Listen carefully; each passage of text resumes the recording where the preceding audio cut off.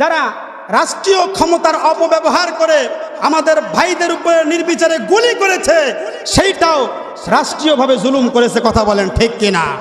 আমার ভাইয়েরা, আমার বন্ধুগণ, আপনি আজকে রাষ্ট্রীয় সম্পদ নষ্ট হওয়ার কারণে আপনি কান্নাকাটি করছেন, অথচ এই রাষ্ট্রীয় সম্পদ পুরো পৃথিবীর সম্পত্তি এক জায়গায় করলেও একটা জীবনের সমপরিমাণ হবে না।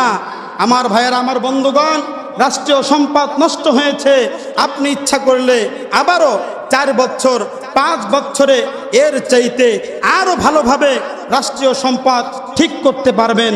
কিন্তু যে বোন তার ভাইকে হারিয়েছে, সেই বোন তার ভাইকে আর ফিরে পাবে না। যে অভাগিনী মা তার সন্তানকে হারিয়েছে, সেই মা তার সন্তানকে আর ফিরে পাবে না। অতএব যারা এই জুলুম করতেছে আমরা তাদের নিন্দা করি। কথা বলেন ঠিক কিনা? আমরা সাধারণ জনগণ আমরা শান্তিতে ভালোভাবে এই বাংলাদেশে বসবাস করতে চাই। কথা বলেন ঠিক কিনা? আমি একজন সাধারণ নাগরিক, আমি রাস্তা দিয়ে হাঁটলে আমি আমার জানের নিরাপত্তা আজকে পাই না, আমি আমার জীবনের নিরাপত্তা পাই না। না জানি কোথায় থেকে কোন দিক দিয়ে আজকে গুলি আমার মাথায় লেগে আমি দুনিয়া থেকে চলে যাই। পেপার পত্রিকায় দেখেছি দেশে এমন শুরু হয়ে গেছে। আমরা দোয়া করি আল্লাহ পাক রব্বুল আলামিন যেন আমার প্রিয় মাতৃভূমি, লাল সবুজের মাতৃভূমি, যে বাংলাদেশকে লক্ষ লক্ষ শহীদের বিনিময়ে আমরা পেয়েছি। কথা বলেন ঠিক কিনা? এই বাংলাদেশে আমরা কখনো অশান্তি চাই না। এই বাংলাদেশ আল্লাহ পাক রব্বুল আলামিন যেন শান্তি ফিরিয়ে দিক। সকলে বলি আমিন। আমার ভাইয়েরা, আমার বন্ধুগণ, এই জন্য জালেমের খাতায় আমার যেন নামটা না চলে আসে। কথা বুঝতে পেরেছেন?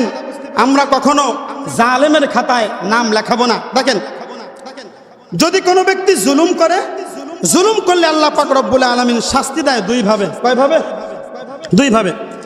আল্লাহ পাক রব্বুল আলামিন পবিত্র কোরআনুল কারীমের মধ্যে বলেন, ওয়াকাম কসমনা মিন ক্বরিয়াতিন কানাত যালিমাতাও ওয়া আনফা'না মিন বা'দিহা কওমান আখারিন। আল্লাহু আকবার। আল্লাহ পাক রব্বুল আলামিন বলেন, ও দুনিয়ার জালেমরা, ভালো করে শোনো। যারা তোমরা স্বামী হয়ে স্ত্রীর উপরে জুলুম করতেছো, যারা তোমরা বাবা হয়ে সন্তানের উপরে জুলুম করতেছো, যেই সন্তানরা সন্তান হয়ে বাবার উপরে জুলুম করতেছো, তোমরা সমাজের নেতা হয়ে যারা তোমাদের প্রজার উপরে জুলুম করতেছো, ভালো করে শুনে রাখো, আমি আল্লাহ পাক রব্বুল আলামিন ইতিপূর্বে জালেমদেরকে জুলুম করার কারণে, মাজলুমদের উপরে জালেমরা জুলুম করার কারণে আমি আল্লাহ পাক রব্বুল আলামিন অনেক গ্রাম, অনেক দেশকে এই দুনিয়াতে পৃথিবী থেকে নিচ্ছিন্ন করে দিয়েছে। জোরে বলেন নাউজুবিল্লাহ।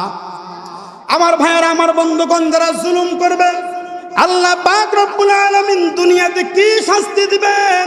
পবিত্র কোরআনুল কারীমের মধ্যে আল্লাহ পাক রব্বুল আলামিন বলেন, ওয়ালাউ তারা ইয ইয়াতাওয়াফাল্লাযীনা কাফারুল মালাইকাতা ইয়াদরিবুনা বুজুহাহুম ওয়া আদবারহুম ওয়া যুকু আযাবাল হারিক।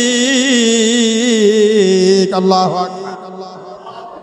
আল্লাহ পাক রব্বুল আলামিন বলেন, ও জালেমরা, ভালো করে শুনে রাখো, যারা তোমরা আজকে দুনিয়াতে জুলুম করতেছো মাজলুমের উপরে, আল্লাহ পাক রব্বুল আলামিন পবিত্র কোরআনুল কারীমের মধ্যে বলেন, দুনিয়াতে জুলুম করা খুব সহজ, কিন্তু মৃত্যুর সময় তোমার যেই শাস্তি আল্লাহ পাক রব্বুল আলামিন দিবেন, আপনারা শুনলে অবাক হয়ে যাবেন। যেই জালেম এই দুনিয়াতে জুলুম করবে মাজলুমদের উপরে, আল্লাহ পাক রব্বুল আলামিন বলেন, তার যখন মৃত্যুর সময় ঘনিয়ে আসবে, আল্লাহ পাক রব্বুল আলামিন তার সামনে যখন নাকি আজরাইলকে পাঠায়া দিবেন, আজরাইলকে পাঠানোর পর ওই আজরাইলকে দেখে জালেমের চোখ 2টা বড় বড় হয়ে যাবে। জোরে বলেন নাউজুবিল্লাহ। আজরাইলের সাথে যে ফেরেশতারা থাকবে, জালেমের জানটা ধরতে চাইবে না। একজন জালেমের লাশ দুনিয়া বহন করতে চায় না। নাউজুবিল্লাহ বলেন। যে জালেম, ওই জালেমকে জমিনে বদদুয়া দেয়। নাউজুবিল্লাহ। যেই জমিনে হাঁটতেছেন এই জমিনও জালেমকে লানত দেয়। তুই জালেম, দুনিয়ায় থাকার তোর কোনো অধিকার নাই, আসমান লানত দেয়। তুই জালেম, আমার ছায়ার নিচে তোর থাকার কোনো অধিকার নাই। শ্বাস প্রশ্বাস এইটাও জালেমকে লানত দেয়। তোর মতো জালেম দুনিয়া থাকার কোনো অধিকার নাই। তুই নিজের উপর জুলুম করেছিস, আল্লাহর উপর জুলুম করেছিস, আল্লাহর সৃষ্টির উপরে জুলুম করেছিস। অতএব দুনিয়াতে থাকার তোর কোনো অধিকার নাই।